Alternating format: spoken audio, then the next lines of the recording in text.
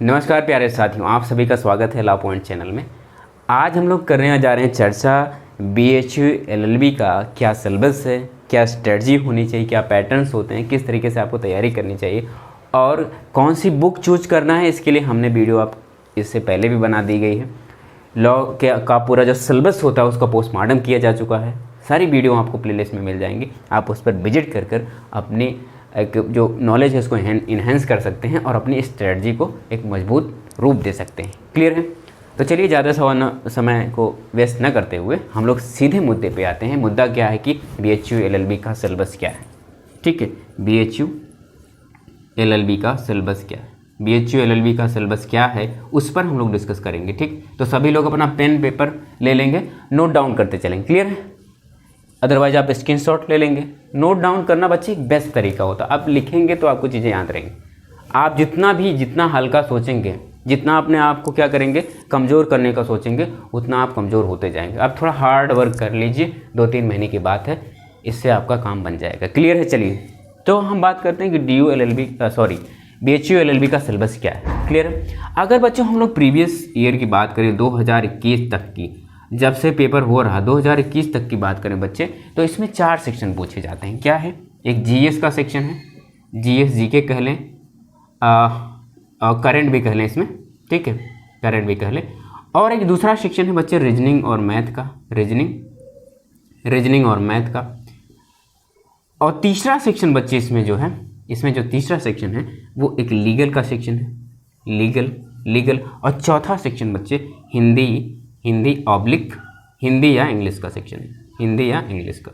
ठीक, तो जैसा आपको पता होगा बच्चों की जो BHU LLB है वो CUET में इस बार नहीं जा रहा। CUET का जो सिलेबस था वो सिर्फ UG तक के लिए था। अब इन्होंने इसको PG में रखा हुआ। क्लियर? BHU ने। तो ये पुराना सिलेबस है, इसमें बदलाव नहीं होगा, क्योंकि अगर वो बदलाव करना चाहते तो फिर अगर वो उनको बहुत ऐसा दिक्कत होता तो उनको सिलेबस से दिक्कत थी, किसको? CUET के सिलेबस को लेकर।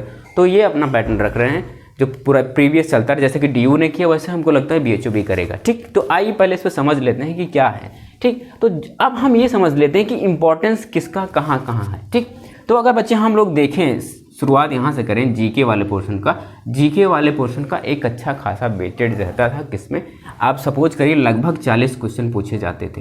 ठीक, GK GS का। क्लियर?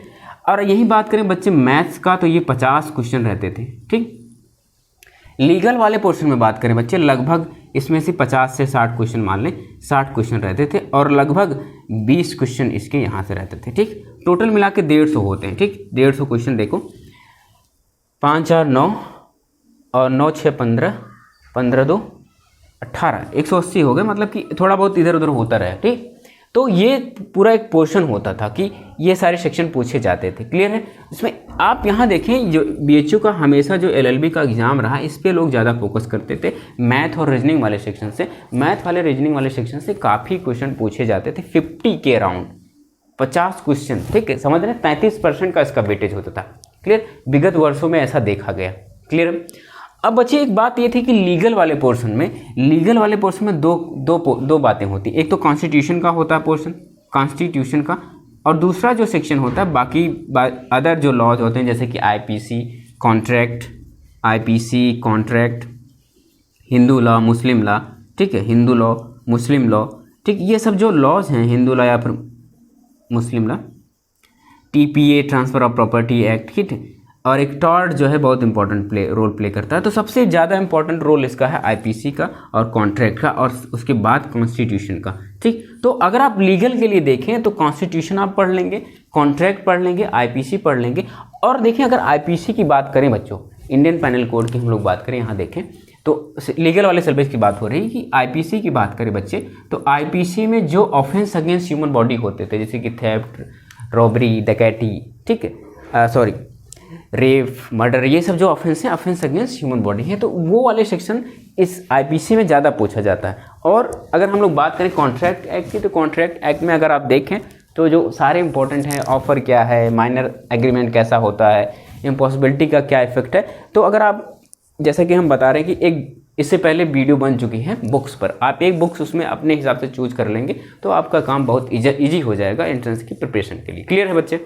तो हम बात कर रहे थे कि आईपीसी में वो वाले सेक्शन ज़्यादा पूछे जाते हैं बजाय इसके कि जैसे कि प्राइवेट डिफेंस वाला सेक्शन है, जनरल एक्सेप्शन वाला सेक्शन है, उसमें कम पूछे जाते हैं। हाँ, लेकिन एक सेक्शन और होता था जो इंट्रोडक्शन टू आईपीसी होता था, उसमें अच्छे खासे क्वेश्चन आते थे। मेंसरिया क्या है, एक्टसरिया क्या है, एक्ट और ओमिशन क्या है, तो ये, और डेवलपमेंट ऑफ आईपीसी है, कौन राइटर हैं इसके, तो ये सब सारी चीज़ें विगत वर्षों में कई बार पूछी गई। ठीक, तो आप समझ गए आईपीसी, कॉन्ट्रैक्ट, इन चीज़ों को कैसे पढ़ना है और किसका कितना वेटेज है। क्लियर है।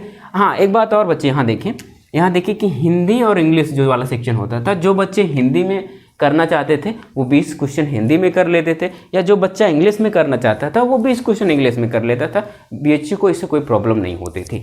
एलएलबी की बात करें, और एक बात और कि एलएलबी का जो बीएचयू का पेपर रहता था दोनों मोड में रहता था, इंग्लिश हिंदी दोनों मोड का। कहने का मतलब आपको पेपर जो थे वो हिंदी और इंग्लिश दोनों में देखने को मिलते थे, लेकिन ऐसा डीओ वगैरह में नहीं है, कुछ यूनिवर्सिटीज़ में नहीं है। क्लियर है सभी बच्चे। तो आपको सिलेबस को लेकर कोई दिक्कत नहीं है, अब सबको आपको चीज़ें पता हो गई हैं। ठीक, सिलेबस क्या है वो हम कह रहे हैं कि आप एक बुक, जो हमने आपको प्लेलिस्ट में बुक की पूरी लिस्ट बताया, उसमें से एक चूज़ कर लीजिए, उसमें जो दिया हुआ है उसको पढ़ के आप अपने प्रिपरेशन को स्ट्रॉन्ग कर सकते हैं। अदरवाइज हमने इस पर चर्चा कर ली है किसका कितना वेटेज है, कितना इंपॉर्टेंट है। ठीक, तो आप अपने तैयारी को अब कंटिन्यू कर लें, तेज़ धार दें, और कुछ ही मंथ हैं आपके पास अपने सपने को साकार करने के लिए। तो मेरे साइड से जितना हो सकेगा मैं आपको कुछ इन्फॉर्मेशन प्रोवाइड करता रहूँगा। तो इस चैनल से जुड़ें और इसको शेयर करें, सब्सक्राइब करें चैनल को और लोगों तक शेयर करें। ठीक, तो आप स्वस्थ रहें, मस्त रहें। आपसे मिलते हैं अगले वीडियो में कुछ नए